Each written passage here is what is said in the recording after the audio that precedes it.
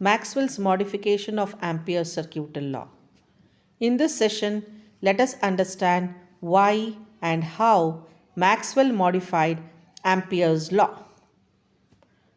Ampere's law in differential form is given by curl of B is equal to mu naught J. B is the magnetic field, J is the current density of free charges, mu naught is the permeability of free space. Taking the divergence of both the sides of Ampere's equation, we get equation 2.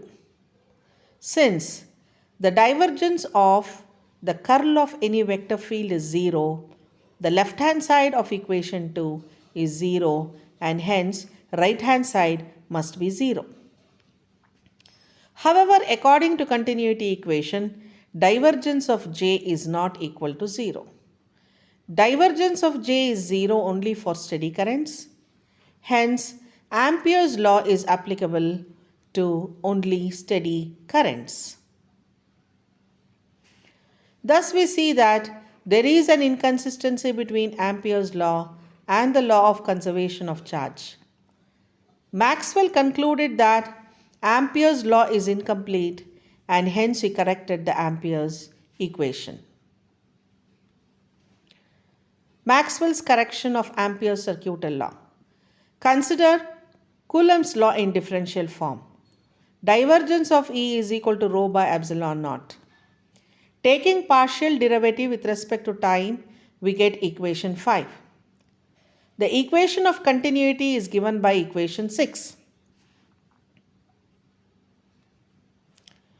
Combining equations 5 and 6, we get the divergence of the quantity J plus epsilon naught del E by del T is equal to 0. That is, the combination of charge conservation and Coulomb's law implies that the divergence of the quantity J plus epsilon naught del E by del T is equal to 0.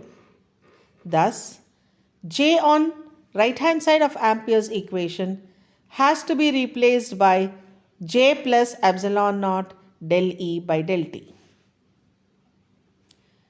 The additional term epsilon naught del E by del T is called displacement current. Equation 7 is Ampere's law with Maxwell's correction. It is called Maxwell's fourth equation. Explanation of displacement current using charging capacitor. Consider the dielectric field between the plates of a charging capacitor as shown in the figure.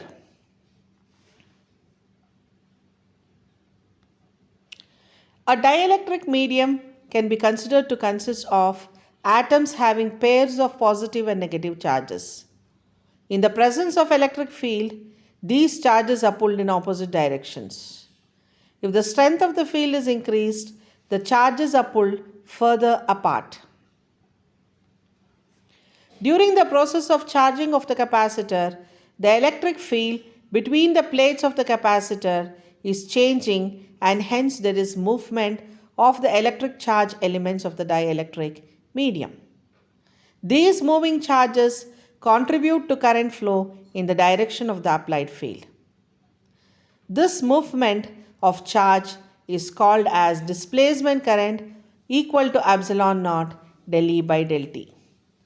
Displacement current produces magnetic field and hence should be added to the conduction current.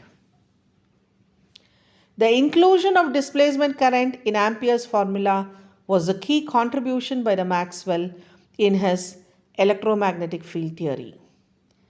By adding the displacement current to the real current, the Ampere's law became complete and self-consistent mathematically and physically.